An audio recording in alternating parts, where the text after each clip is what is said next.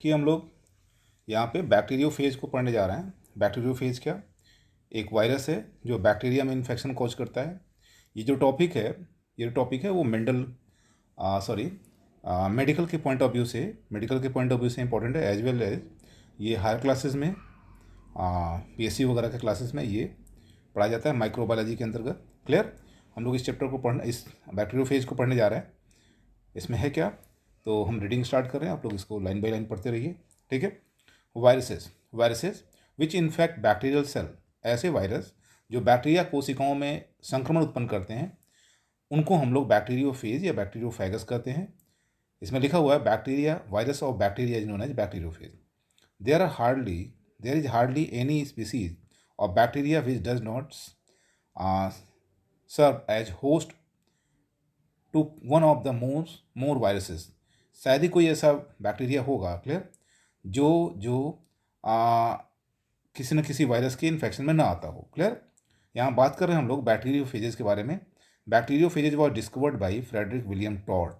याद रखिएगा, इसकी खोज सबसे पहले 1915 में फ्रेडरिक विलियम टॉड नामक वैज्ञानिक ने एंड फेलिक्स डी हैरल नामक वैज्ञानिक ने 1977 में किया, और इन दोनों ने अलग अलग रूप से अपना इन्वेस्टिगेशन किया, साथ नहीं। 1915 में किसने किया? फ्रेडरिक विलियम टॉड ने। और फेलिक्स डी हैरल ने किस सन में किया? 1917 में किया, independently, while investigating certain types of soil bacteria. ये उस समय खोजे गए ये बैक्टीरियोफेज जब ये वैज्ञानिक सॉयल बैक्टीरिया की सर्च कर रहे थे, सॉयल बैक्टीरिया का इन्वेस्टिगेशन कर रहे थे। दे observe that few drop of highly concentrated bacterial virus they observed that if few drop of highly concentrated bacterial virus are introduced into a disk with nutrient medium, हो गया, seeded with a culture, then there was no growth of bacteria. The point of the introduction of viruses, याद देखिए पूरे जो lines हैं उसके बारे में बताते रहे। उन्होंने क्या देखा वैज्ञानिकों ने ये देखा कि जो कल्चर मीडियम था, बैक्टीरिया का जो कल्चर मीडियम था, न्यूट्रिएंट डिस्क था, ठीक है, जिसमें बैक्टीरिया को पाला जा रहा था, अगर उसमें वायरस की कुछ बूंदें, मतलब कुछ बूंदों में वायरस अगर इंट्रोड्यूस करा दिया जा रहा था, ठीक है, तो बैक्टीरिया जो मीडियम में ग्रोथ कर रहा था उसका ग्रोथ रुक जा रहा था। याद रखिएगा, बैक्टीरिया का ग्रोथ जो था, बैक्टीरिया कल्चर का ग्रोथ जो था वो रुक जा रहा था, यानी बैक्टीरिया के ग्रोथ को रोकने का ये काम वायरस कर रहा था। This interaction was not restricted only to the solid medium. ये जो रिस्ट्रिक्शन था, ये जो इंटरेक्शन था, वो सॉलिड मीडियम में भी देखने को मिल रहा था, वहाँ भी ये ख़त्म नहीं हो रहा था, यानी बैक्टीरियल ग्रोथ रुक जा रहा था। They observe that when bacteriophage, याद रखो बेटा, they observe that when bacteriophage is added in a suspension of staphylococcus. अगर बैक्टीरियोफेज को ऐड किया जा रहा था, डाला जी, इस वायरस को ऐड किया जा रहा था किसके सस्पेंशन में? तो स्टेफाइलोकोकस एल्बस के सस्पेंशन में, ठीक है। तो ये बैक्टीरियोफेज क्या करवा रहा था? तो उसका सेल वॉल जो था उसको तोड़ दे रहा था, और बैक्टीरिया का अगर सेल वॉल टूट जाए तो बैक्टीरिया खत्म हो जाती है, ठीक है। This suspension also retain the capability of destroying bacteria, ठीक है। ये जो this suspension also retain the capability of destroying bacteria, ठीक है। जो वायरस का सस्पेंशन था, ठीक है, वो वायरस को जो ऐड किया जा रहा था कल्चर मीडियम में स्टेफाइलोकोकस के, तो ये नष्ट कर रहा था किसे? तो बैक्टीरिया को। The phenomena is said to be टॉड डी हैरल फिनोमिना। याद रखिएगा, इस फिनोमिना में, ऐसा फिनोमिना, एक ऐसा प्रक्रम जिसमें बैक्टीरिया वायरस के द्वारा नष्ट कर दिया जा रहा है या ख़त्म कर दिया जा रहा है, इस फिनोमिना को टॉड डी हैरल फिनोमिना कहते हैं। They call the virus which destroy bacteria as bacteriophage, ठीक है। इन वायरसों को जो बैक्टीरिया को ख़त्म कर रहे थे उनको बैक्टीरियोफेज इन्होंने कहा। Literally means eater of bacteria. इसका मतलब ये होता है, बैक्टीरियोफेज का मतलब कि वो बैक्टीरिया को खा जाते हैं, बैक्टीरिया, ईटर ऑफ बैक्टीरिया, हो गया। लिखा हुआ फेजिन टू ईट, फेजिन मतलब होता है ग्रीक में to eat. They are also known as phages. इसको बैक्टीरियोफेज के अलावा फेजेस भी बोलते हैं। बैक्टीरियोफेज आर ऑब्लिगेट पैरासाइट, याद रखिएगा, bacteriophage of obligate parasite and are found in all such habitat where bacteria can survive.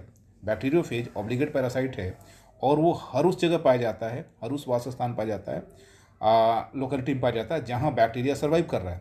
They are abundant in soil, sewage water, fruits, vegetable, milk, nodules of legume, यानी legume के जो nodules nodes होते हैं उसमें भी bacteriophage मिल जाएगा। याद रखिएगा, बैक्टीरिया हर उस जगह रहेगा, बैक्टीरियोफेज हर उस जगह रहेगा जहाँ पे बैक्टीरिया अवेलेबल हो।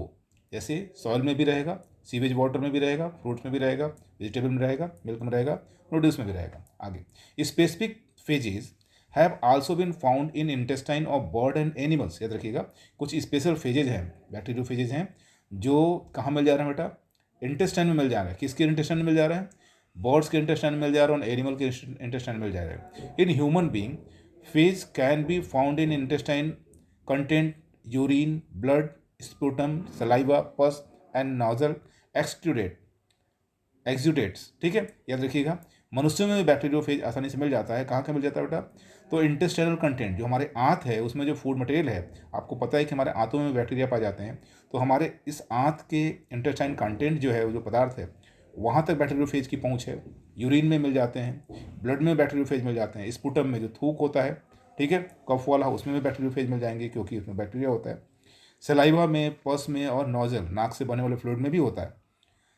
It is easy to isolate the phage during the period of convalescence. ठीक है, ये आसानी से हम लोग उस समय रोग उपचार के समय इसे हम लोग प्राप्त कर सकते हैं, आइसोलेट कर सकते हैं इसे। Beside some viruses occur in parasites in actinomycetes. याद रखो, कुछ बैक्टीरियोफेज ऐसे हैं, कुछ वायरसेस ऐसे हैं, बैक्टीरियोफेज नहीं बोल सकते हम लोग, कुछ वायरसेस ऐसे हैं जो एक्टिनोमाइसिट्स पे इन्फेक्शन कॉज करते हैं, उसे नष्ट करते हैं, उसको एक्टिनोफेज बोलते हैं। कुछ ईस्ट पे इन्फेक्शन कॉज करते हैं, उसे जाइमोफेज बोलते हैं बेटा। कुछ ब्लू ग्रीन एल्गी पे इन्फेक्शन कॉज कर रहे हैं वायरस, उसे साइनोफेजेस बोल रहे हैं। The discovery of bacterial virus led to great excitement for its hope that they would serve as an effective and simple way to combat bacterial disease. वैज्ञानिकों को एक उम्मीद जगा बेटा। ठीक है, बैक्टीरियोफेज का जो उनको करैक्टर मिल गया कि वायरस बैक्टीरिया को ख़त्म करते हैं ये वायरस, तो उनको लगा कि जितने भी बैक्टीरिया से होने वाले डिजीज़ हैं, ठीक है, उन पे हम बैक्टीरियोफेज से उन रोगों का इलाज कर लेंगे। But due to introduction of antibiotics, ठीक है, लेकिन एंटीबायोटिक्स के इंट्रोडक्शन के बाद, ठीक है, कारण phage therapy has only limited हो गया। Phage therapy prophylaxis of infection, यानी इन्फेक्शन के अगेंस्ट इसका जो यूज किया जाता है वो लिमिटेड हो गया। यानी एंटीबायोटिक्स ज़्यादा अच्छा काम कर रहा था, फिर हमें ज़रूरत नहीं पड़ा कि हम फेज थेरेपी से किसी का ट्रीटमेंट करें। याद रखिएगा, फेज थेरेपी से हम ट्रीटमेंट करें, ऐसा इसकी ज़रूरत नहीं थी। आगे, although phage are known to occur in all bacteria, याद रखिएगा, although phage are known to occur in all bacteria, most of work has been done on phages that attack Escherichia coli। याद रखिएगा, मतलब हर जगह पाए जाते हैं बैक्टीरिया, हर जगह फेजेज मिल जाते हैं, लेकिन अधिकांश काम जो फेज का हुआ है, बैक्टीरियोफेज का हुआ है, वो ई कोलाई के ऊपर हुआ है।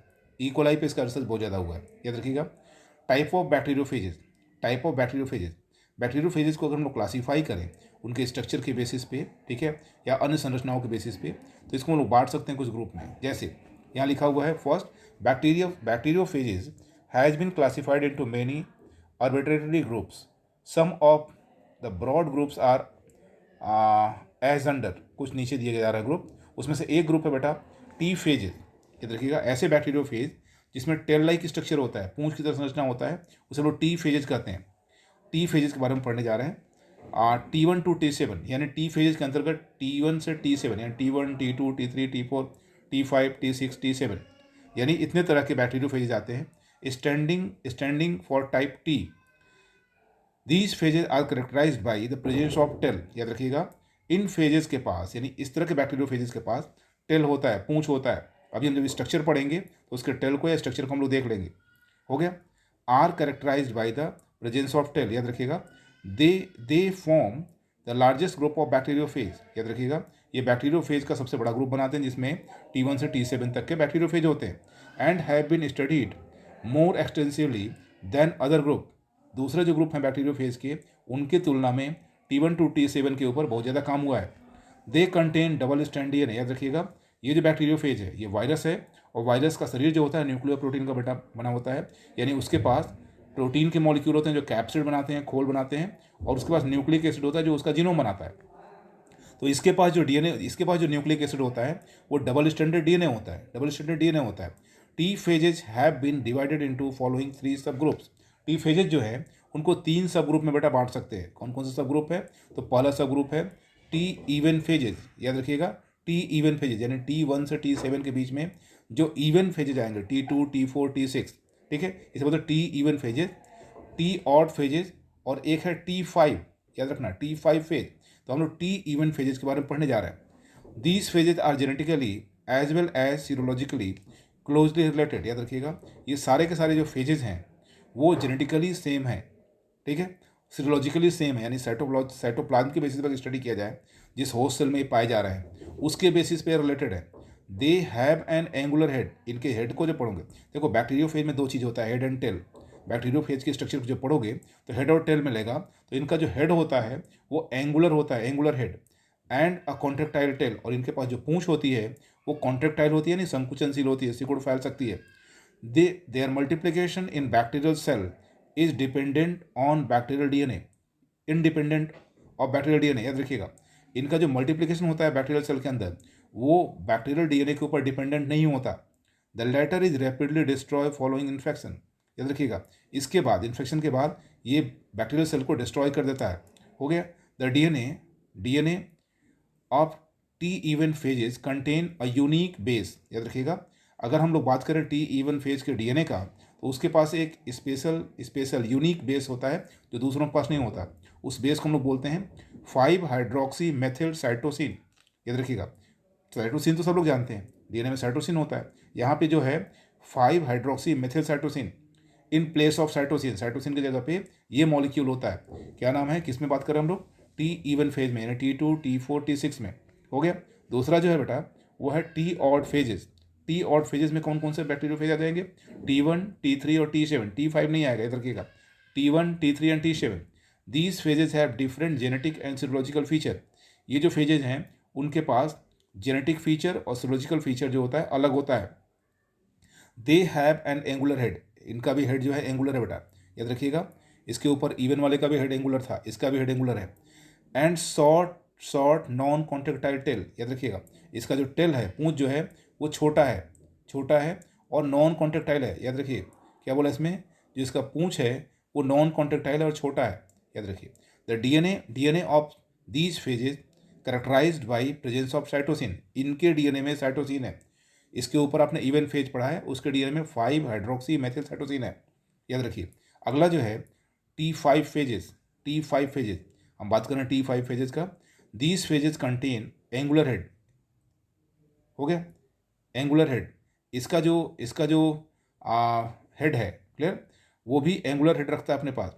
And long non contractile tail. याद रखिएगा, टेल लंबा है, नॉन कॉन्ट्रेक्टाइल है, टेल लंबा है, नॉन कॉन्ट्रेक्टाइल है। याद रखिए, आगे बढ़ रहे हैं। Like T odd phases, odd phases का भी नॉन कॉन्ट्रेक्टाइल है, इसका भी non. These phases also have cytosine. याद रखिएगा, इस फेज के पास भी साइटोसिन है इन देयर डीएनए।